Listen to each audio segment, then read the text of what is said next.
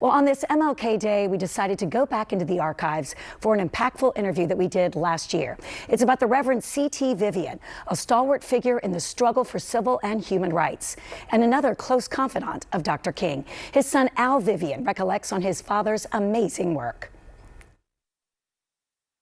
Al, thank you so much for being with us as we celebrate yet another Dr. Martin Luther King Jr. holiday. Ronald Reagan signed this great day into law 38 years ago. And don't you love that sort of the catchphrase is that it's not a day off, it's a day on. It's become this day of service. What does that mean to you? Oh, it means that it stands for everything that King and his entire team were about. It's not about just relaxing and resting. It's about getting things done. So I love the fact that the King Center and the whole MLK Day is looked at that way. I love that. Now, your father, for those who don't know, worked alongside Dr. King. Of course, he was a close friend and a confidant. As a young boy, I have to ask, did you really understand the incredible men that were surrounding you and the work that they were doing? Yeah, it's something, and the men and the women, because a lot of times people forget about the women. Oh, right. Too. But I will say that, you know, as with your own family, you don't see it the same way. I looked at King that way, but I didn't look at first at Dad and the others.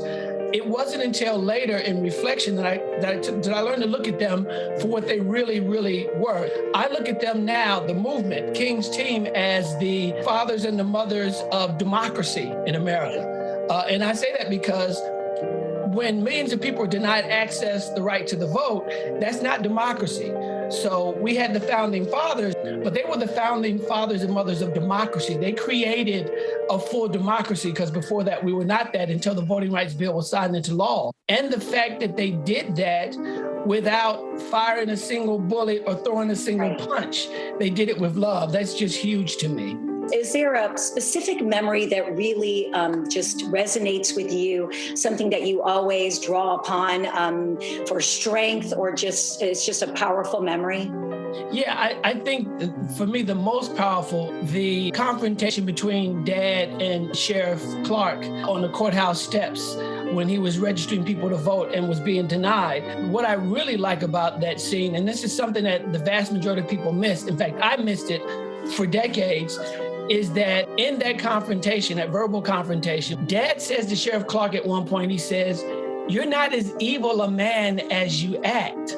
And most missed that. I missed that. What he was saying is that you're better than this. Right. He was saying, I see the humanity in you. Even though Sheriff Clark was denying Dad his humanity, Dad was saying, I see the humanity in you, and you don't have to do this. You're actually better than this. Andy Young said that single event, Dad taking on Sheriff Clark, did more to get the Voting Rights Bill signed into law than any other single event before that. Dr. King called him the greatest preacher to ever live. What do you think it is about him, or was about him, that really connected him to people? As a person of faith, myself, I believe that if you allow God's light to shine through you, it brings people in. And that's just who Dad was and what he did. The first time I heard that King said, you know, that Dad was the greatest preacher that ever lived, and it's funny because first I heard that he said that Dad was the greatest preacher he ever heard. And I said, oh, that's huge, you know. Right. But then hearing that he said that ever lived, it's like, whoa, that's wow. Right. Yeah, that's a tagline right there. Exactly.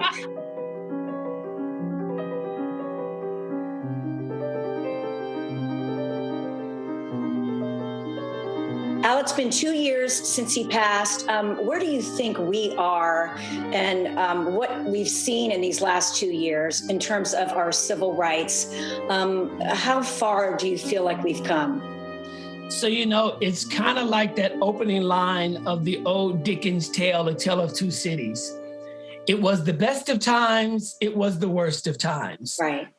I can say that my mayor, my congresswoman, my senator, and my vice president are all African American. For me to be able to say that in a nation where when I was born, I had no civil rights. that's huge progress. So that's the best of times.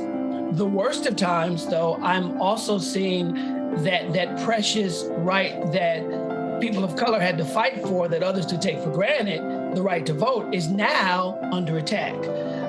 Voter suppression laws all over the place. That's very sad. That's disheartening, especially when people say they believe in democracy, but allowing democracy to be stolen. That's a hard thing to watch.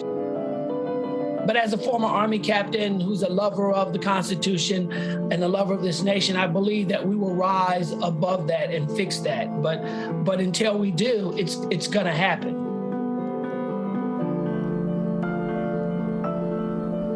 Just incredible. The Reverend C.T. Vivian once said, "Leadership is found in the action to defeat that which would defeat you." A powerful quote from an inspiring man. Well, coming up.